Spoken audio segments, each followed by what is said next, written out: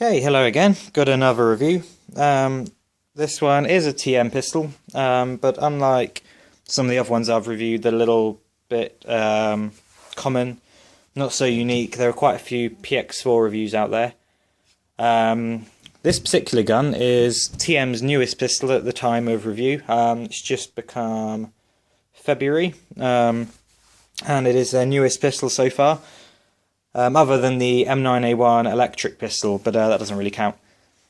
Hopefully they'll be releasing their HK45 soon. But this review is of the M9A1 stainless. I don't have much experience with the M9A1 kind of series. It was one of the newer lines that I never really got to try. It was on my wish list, but never got around to buying it. Then I saw the new stainless model come up on the forum and I just couldn't help it. So I snapped it up in about half an hour of the person putting it up for sale. I have got my promised XTM review coming up. I've been a bit busy, but yeah, got my XTM with the detonator threaded barrel in it. I'll be filming that just after I film this, so that should be up pretty soon, but don't quote me on that. Anyway, M9A1 stainless. Nothing like their old M9 stainless, their 92F. Those weren't great guns. I mean, they were okay for the time, I suppose, but compared to Western Arms, they just felt like little kids' toys. They really weren't that great. But I'm really impressed with this new stainless M9. As I said, it is second-hand, so it didn't come with the paperwork, unfortunately, but I just dropped the mag on my foot. Comes in a different style box to TM, which is a bit bad because there's nothing holding the gun down securely. So it moved around inside, smashed itself up a bit. It's got a little bit of damage on the rail. Nothing bad, but this is not a great design. So, not that anyone from TM is listening, but don't do this again. It just doesn't hold it securely at all. You really need a strap or something around it, just to make sure you actually hold it down, because it flew around during shipping quite clearly. Anyway, important bit. M9A1 stainless, or Inox, as Beretta call it. That's their name for stainless steel. Actually, it's not just their name, it's a name for stainless steel, but Beretta call their pistols with this finish an Inox finish. Start off by saying this pistol doesn't actually exist in real life. The M9A1 was an upgraded version of the Beretta 92F, or US service pistol M9, which was upgraded in around 2006 for troops by adding a Picatinny rail, 20mm rail, slightly redesigned profile of the trigger guard, and I know that this version has more texturing to the grip. I'm not sure if the real one follows that.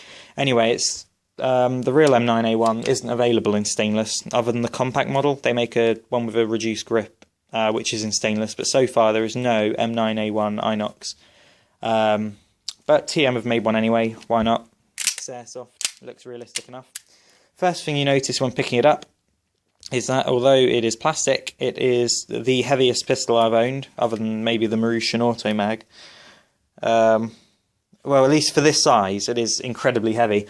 I remember in my review I said about the PX4 feeling very heavy, at about 850 grams. Well, this is just under a kilo.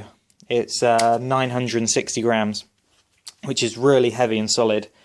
You really wouldn't think, just if you put this on a scale, you'd think it's made out of steel, because that is identical weight to the real one. It's really impressive. I don't even think the Western Arms ones are quite that heavy. Especially the silver ones. Usually when manufacturers put silver coatings on things, they're sacrificing weight because it stops them using heavyweight plastic. But TM put strategically placed weights inside the gun, and it's very heavy. You can see some of the trademarks, which are fake. They don't really make sense. TM just kind of slap them on because they don't want to upset Beretta, I guess. I never really understood that. Some guns, they just put whatever trademarks on they like because they can in Japan. Other guns, they stick to fake ones, but strange. Anyway, the stainless finish is really nice. I was never overly impressed with older TM stainless finishes, like the Detonix silver version was just more of a grey. It was a speckly grey. The TM, the chrome silver revolvers they do are disgusting. It's like a speckly, gritty finish. Same with their silver high capper, but this is really nice.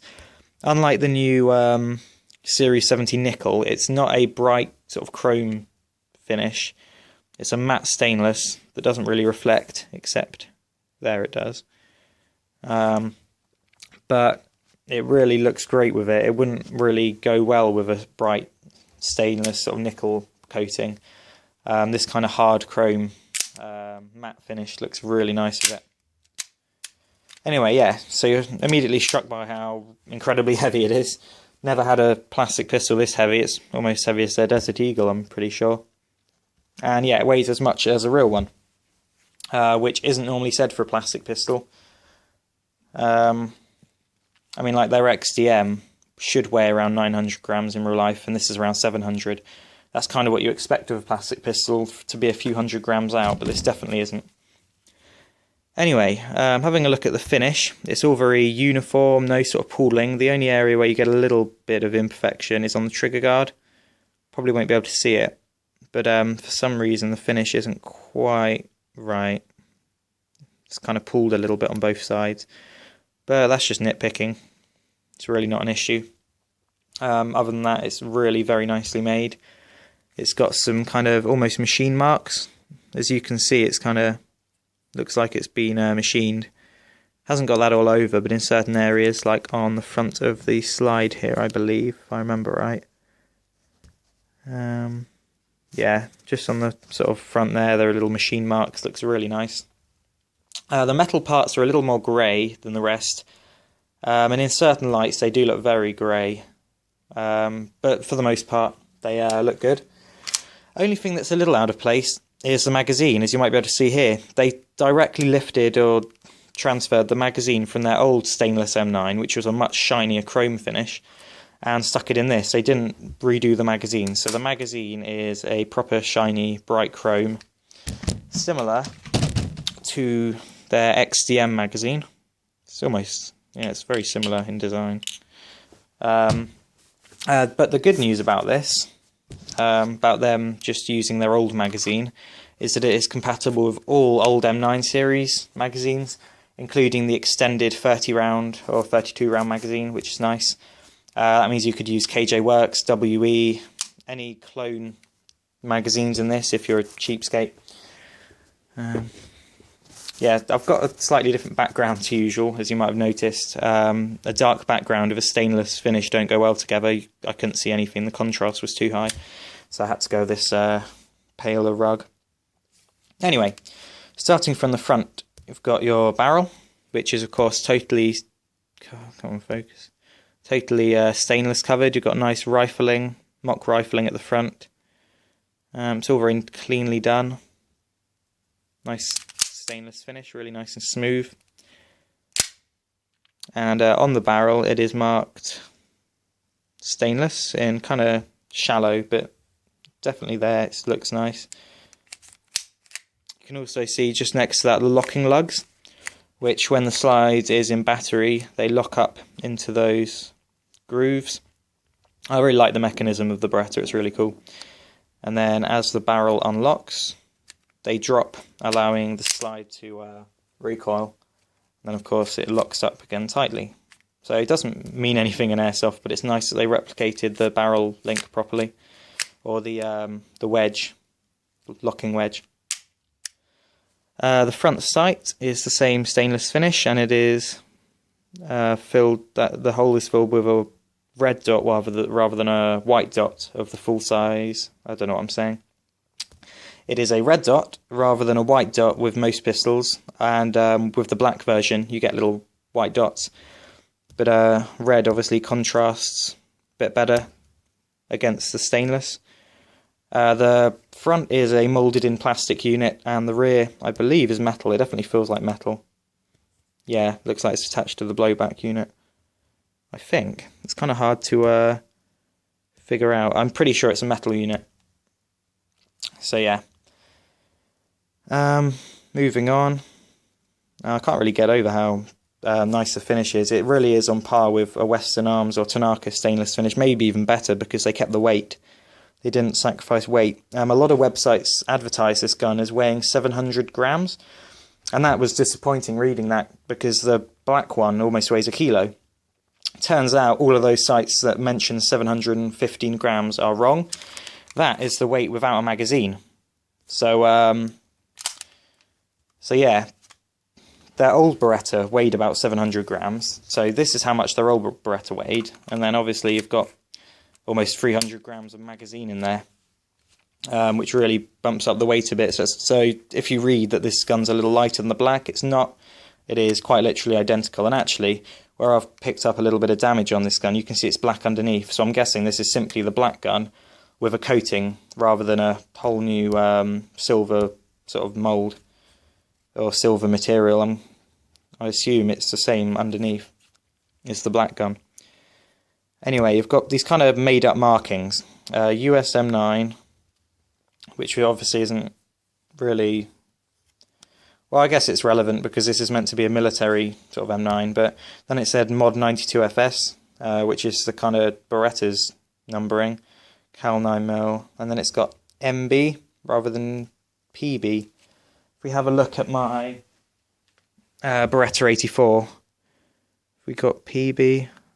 No, I haven't got that. Oh, here we go.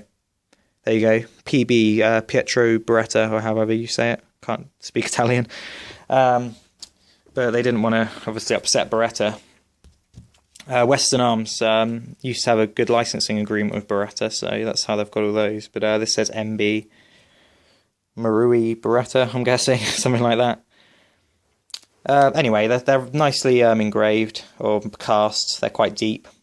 Nice trademarks. Anyway, looks the part. On the other side, got even more ones. US 9mm serial number and TM made in Japan. But again, that's not important. The important thing is this really nice, smooth finish, nice and shiny. Really looks great. Anyway, moving back, you've got your normal serrations, normal marks moulded into the slide, just for realism. Safety is, of course, metal.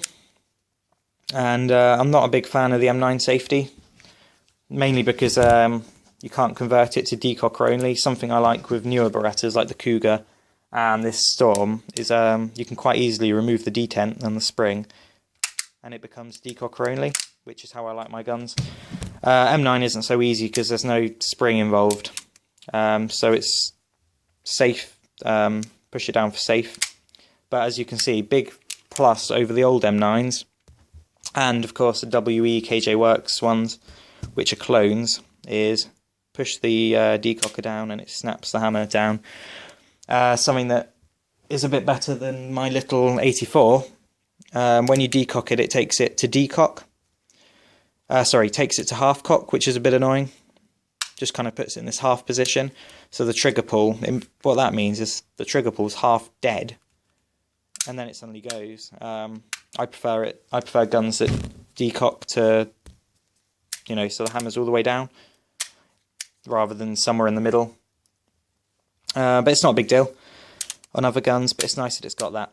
So yeah, safety is easy enough to operate. If you've got tiny hands, it might be a bit hard, but my thumbs are just about long enough to operate it.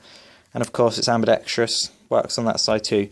So unlike the old M9, you can't carry it cocked and locked. With the other ones, you could cock it, put the safety on, then pull it out, flick the safety off and shoot. With this, it decocks it. So then you carry it with a hammer down, which is fine, no issue there. As I said, you've got those nice red dots on the rear sight.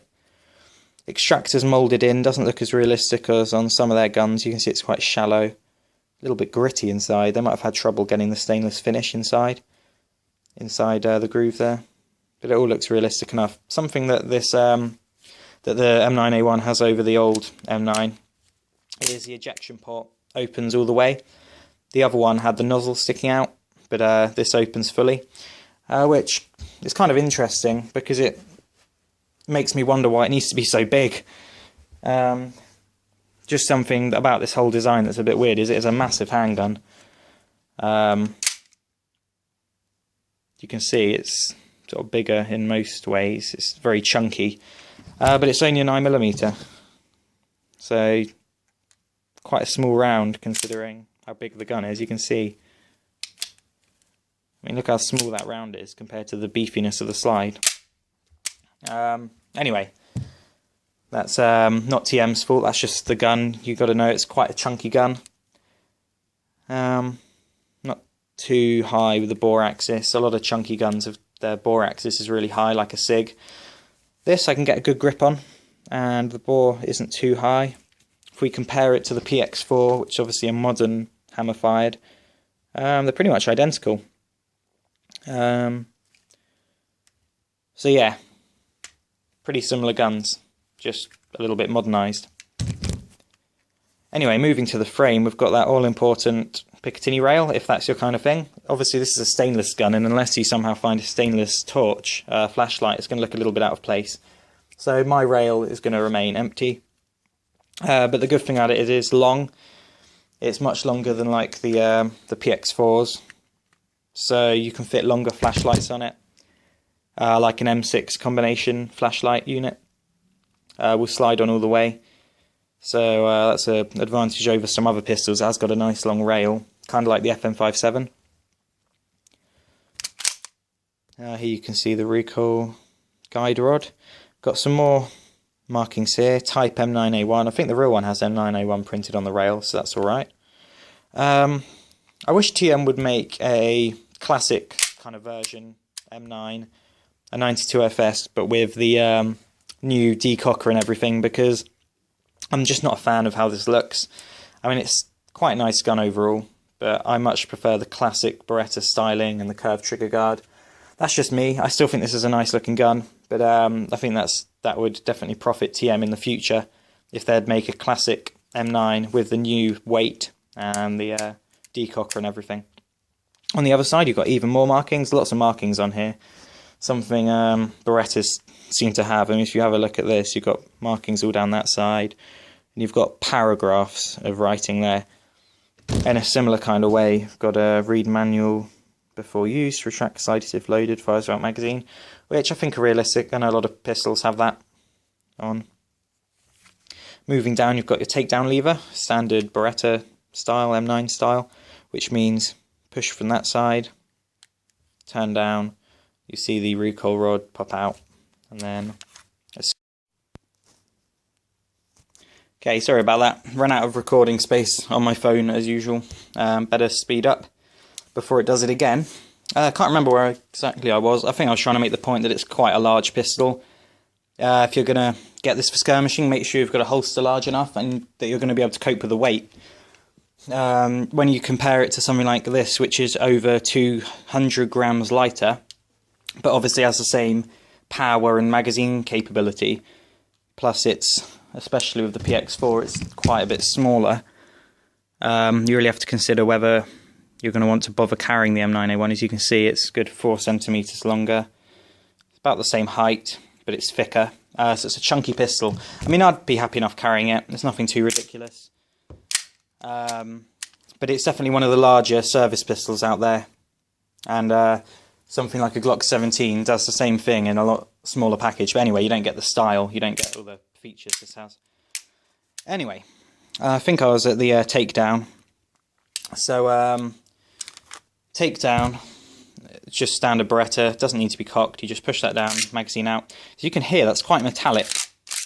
And the reason for that is because the only contact between the frame and the slide is metal, which is quite new for a TM pistol. I don't think of any others that actually have that. Metal, whole metal chassis, everything inside is metal. Other than the external sort of coating, everything is metal. And the same can be said for the slide. You've got a big thick metal blowback unit, all the slide rails are metal, really nicely put together, and you've got these metal rails all down the front, which adds a lot of weight to it. So there is no plastic on plastic contact, which adds to durability, but to be honest it slightly slows down cycle speed because it's a little bit heavier. It doesn't cycle quite so snappily. Something like the PX4 cycles a lot faster, but it does mean you can use whatever gas you want. This definitely gets my seal of approval, I guess, for high-powered gases. It seems like a really tough gun. Obviously, time will tell, I'll do updates in the future, but certainly for now, I'm very happy with its durability. And although it might make some of you cringe, I am using Garda power-up gas, which is as powerful as you can get for airsoft, other than CO2, maybe red gas, weird Taiwanese stuff. But generally, this is the hardest, sort of highest power production gas you can get. And this handles it perfectly. Some guns with that gas in feel like they're going to break. This handles it kind of sensibly, which gives it a good kick. But at the same time, I'm not scared it's going to break. So yeah, people who like green gas or propane, go crazy. It can take it. Definitely seems like a really tough gun. Right up there with the 1911 and 226 and other tough TMs. That isn't actually a great advantage to me, because I like pistols that can use cheap gas like this, 01 Pro gas. Most of my TM pistols, like the PX4, run quite happily with that. This, I wasn't satisfied with it. So, if you're going to be one of those people that say, oh, you can only use Duster Gas 134A in TM, if you want to use that in this, that's fine, but it'll be boring. The slide cycle is just slow, and you're not going to get much FPS out of it. With, you know, Duster Gas or whatever, it can easily take green gas. At the very least, I'd say Abi Ultra Pro Gas is your minimum for when it gets really hot, because even with that, it's a little bit slow. FPS is impressive. It's got a long barrel. If you compare it to the PX4, you've got an extra inch, a few centimetres on there. And with green gas, you're looking probably, estimating here, about 330.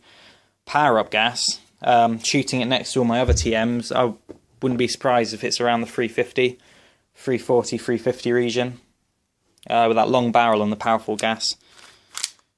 Yeah, good, very good shooting pistol.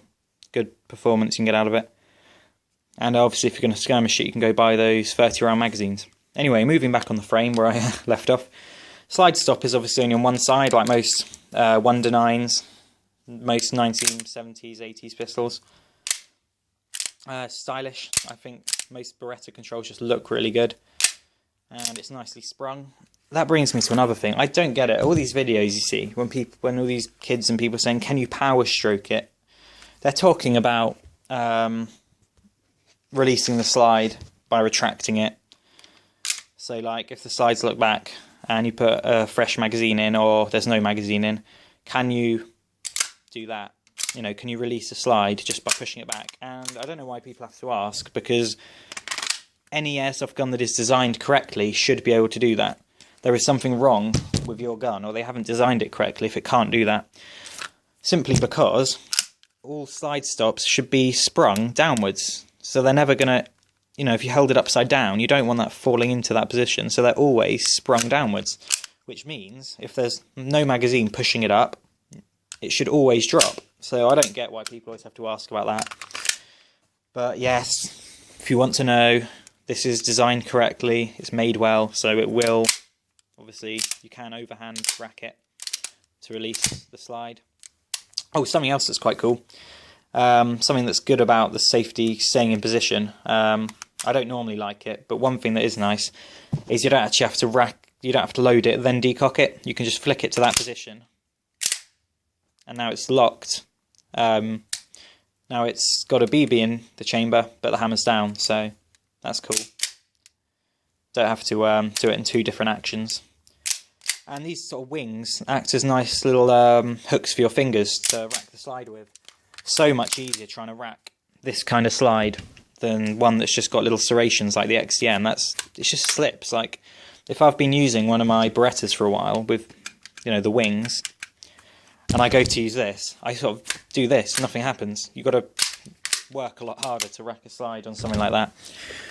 This is nice and easy. Good at side of one hand. Anyway, I'm getting distracted. Carrying on through the frame, you've got your nice stylish Beretta trigger. As I'm sure you know, I hope you know, because you should. The M9 series are, of course, double action.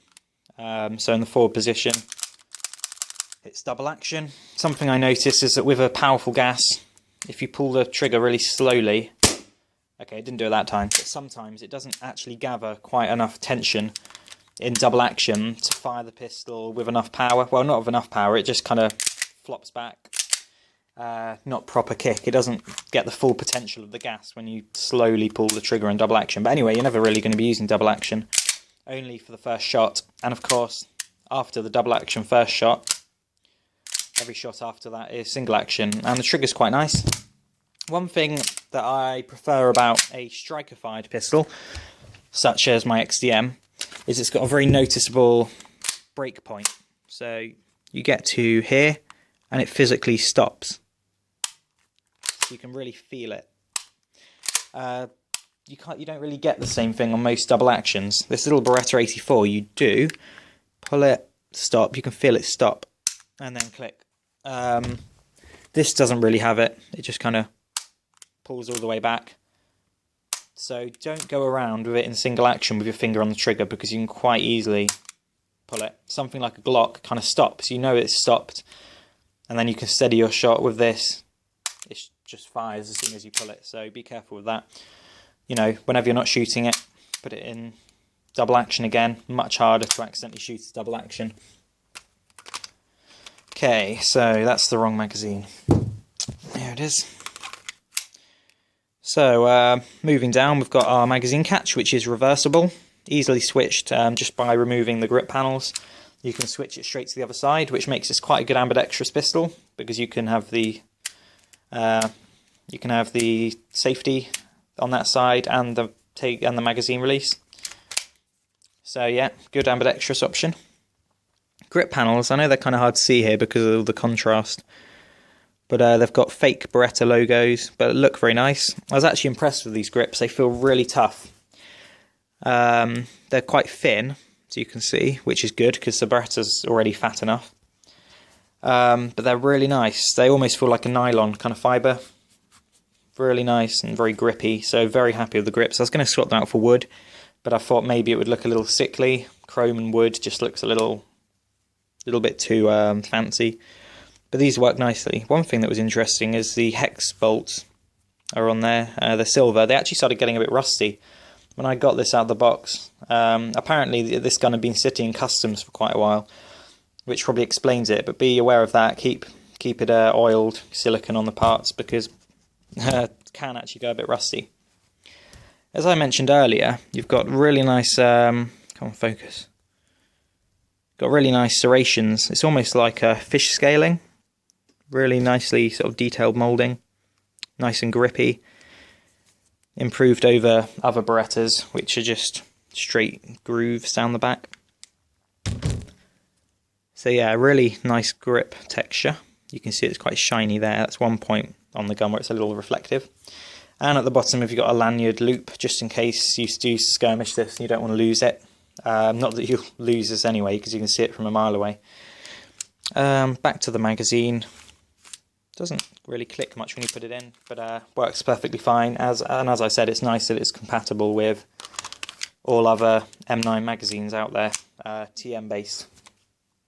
So yeah, overall I was really impressed with this. It costs around £160 from most UK retailers, which obviously is a little expensive compared to something like the PX4, which is more 140, even more so than maybe a TM Glock 17, which is a bit cheaper.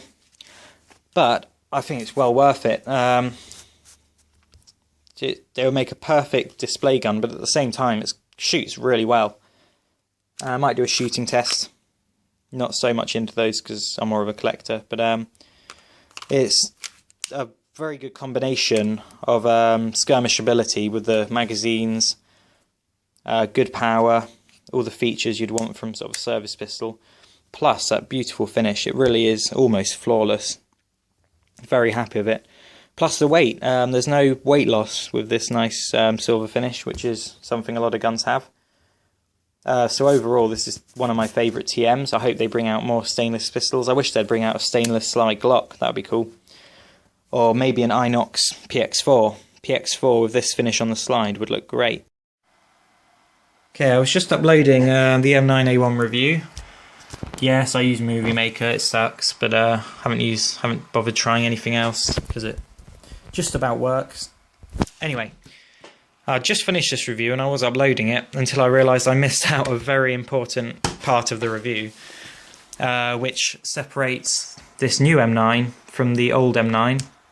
I've gone over some of the features that separate it, make it a lot better, like the weight and the decocker and the much nicer finish. As you can see, there are no seam lines. It's like perfect finish, almost perfect. So it's an improvement in every way. It can also take real steel grips, drop fit, which the old one didn't, I believe. But for a lot of people, especially skirmishers, the most important part is inside. If we take the magazine out and disassemble the gun. I'm not sure I'm going to stick this clip. I'll probably just put it in the middle of the review somewhere. Hopefully it's not too intrusive, but I think it was important I put this in. Right, so the inside is quite different to the old M9. All the insides have been turned silver, and there's lots of metal inside. Really well designed, unlike something like the FM57, which isn't very well designed, in my opinion. And there you go, that is what's so important. It is TM's fantastic hop-up. The original had a fixed top-up, which was set to 0.25 gram BBs. This is, of course, adjustable. If I take the barrel out, you can see it a bit better. There you go. You can see the clever little locking mechanism there. Very well made. And this is very heavy, this portion. This has got to be at least 150 grams because there's a big weight through the barrel. Anyway, you can see the mechanism there, as I said. And here is the hop-up. You turn it towards the grip, towards the shooter for more hop, which I assumed it was the other way around. So I was shooting it, and every time I shot it, I was turning the hop-up a bit down, trying to get it to go a bit further. And I was thinking, oh, this gun really sucks, because BBs were hardly going anywhere. I was turning it the wrong way. I was trying to shoot 0.28 without any hop-up. Then I figured out it was the other way. I looked at the little dial properly, and it's fantastic. Really great hop-up. You can see the rubber through there. So yeah, that's something I thought was worth including. For skirmishers out there, this is going to be putting out close to 350 FPS, excellent adjustable hop-up, really stable, solid barrel. For a perfect blend of collectability and, you know, really nicely made gun, combined with good power, accuracy, great hop-up, good gas performance. You know, you're going to get at least a mag and a half of BBs out, and the ability that it can take any gas you like. So no, it's not a 134A duster only gun. All those commenters out there that put it on all the TM videos saying it'll break your gun, but it won't. This is really tough. It might eventually in a few years, but this is definitely one of TM's strongest designs, up there with the 1911 and P226, and I highly recommend it. So yeah, hopefully I'll be able to slip this little bit of video in not too intrusively. Thanks again for watching, and got more reviews on the way.